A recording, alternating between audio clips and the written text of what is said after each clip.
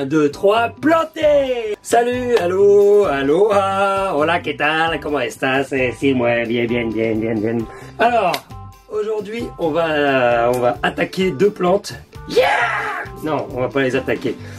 Je vais vous présenter un pothos de son vrai nom, Epipremnum aureum, babaorum, voilà, et un philodendron que voici. Alors ces deux plantes, en gros, j'ai choisi de faire une petite bulle là-dessus là, parce que c'est deux plantes qui sont juste pas tuables. À moins de les foutre dans la machine à laver et ensuite un petit coup dans la sécheuse comme ça, histoire de... Je pense pas. C'est vraiment ces deux plantes que vous n'arriverez jamais à tuer. C'est phénoménal. Et c'est pour ça d'ailleurs que c'est aussi des plantes qui sont très populaires chez les gens. On va peut-être commencer donc par le pothos doré, donc l'Epipremnum. Donc ces deux plantes hein, qui viennent de toute façon un peu du même endroit, des forêts tropicales. Donc ça c'est une plante, alors moi je l'ai mise dans un gros pot là, elle est devenue énorme.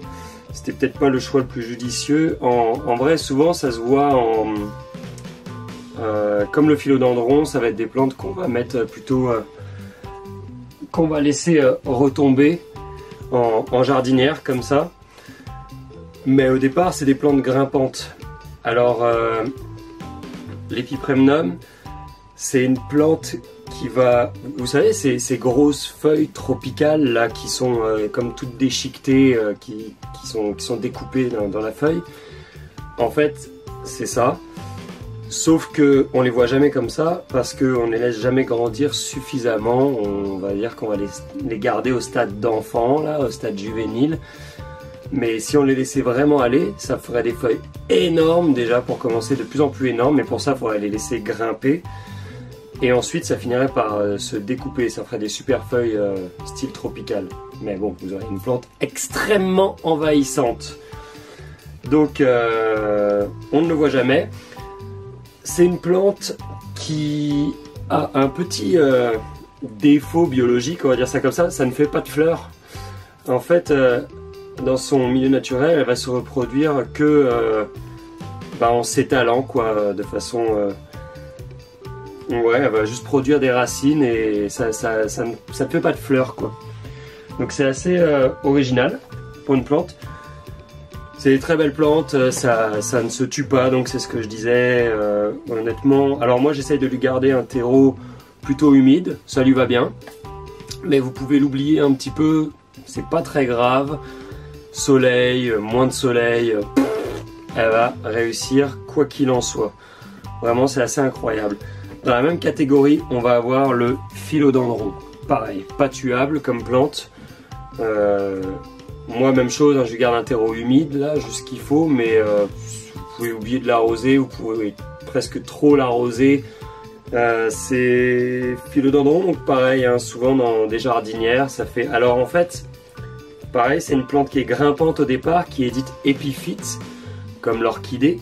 Donc qui se greffe sur les troncs des arbres, là où il y a un petit peu de substrat dans les petites crevasses et tout, où ça lui suffit pour s'étendre et mettre ses racines autour de l'arbre. Et en fait, alors ça va fonctionner un peu comme un lierre, le philodendron. Ça va pas vraiment fleurir, sauf quand ça aura recouvert pas mal tout l'arbre et que ça arrivera tout en haut de l'arbre. Le lierre c'est la même chose, ça fleurit pas tant qu'il n'y a plus de place pour se développer en gros. Donc au départ c'est une plante grimpante qui va produire qui va faire des feuilles relativement grosses à l'état naturel. Nous donc on l'utilise souvent en jardinière et ce qui se passe c'est que quand c'est comme ça, quand on le laisse tomber, il va produire des feuilles plutôt petites. De plus en plus petites d'ailleurs, on peut voir quand c'est comme ça que les feuilles en haut sont quand même plus grosses. Plus on descend, plus c'est fin quoi. Donc voilà, mais c'est une super plante, ça c'est la variété Brésil. Et donc c'est très populaire aussi hein, chez tout le monde parce que c'est extrêmement facile d'entretien. Ombre, lumière, arrosage, pas arrosage, humide, sec, dans tous les cas, ça tient parfait.